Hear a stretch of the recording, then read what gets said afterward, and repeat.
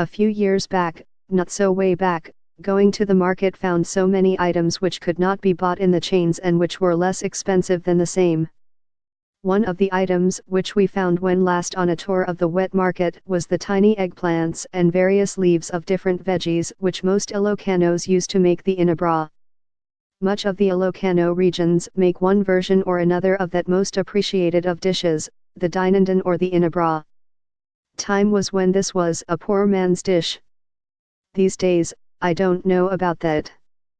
With emphasis on health, New York favorites of all favorites is the bilong dish of the Ilocanos.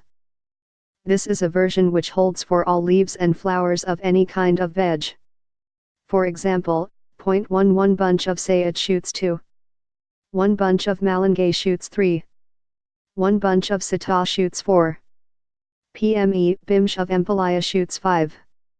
1 bunch of squash shoots 6. 1 bunch of kamote shoots 7. 1 bunch of banana or oyster mushrooms 8. And if desired, other shoots which you like. 9 a few shrimps, or a grilled fish 10. A flavoring of local bagu or ermong 11. A bit of ginger 12 a few scallions 13. A few tomatoes for sweetness. Remember, dinengdeng/inabraw is any combination of any and all kinds of veggies. As we all know, looking at the components, this is no longer a poor man's dish. Look at the components. If each of these components cost 20 php each and you have a fish to go with it, and the other components, the dish could easily cost more than 200 php and the leaves will shrink when cooked.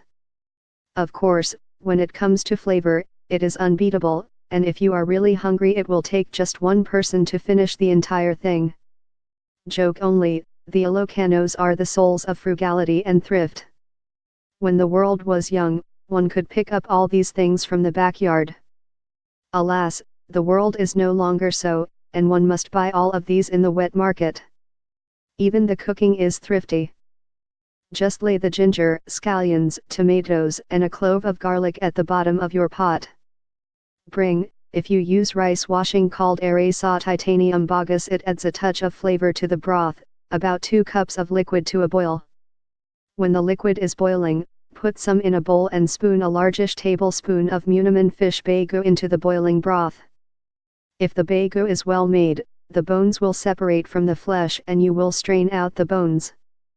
Pour the flavored broth into the pot and bring again to a boil.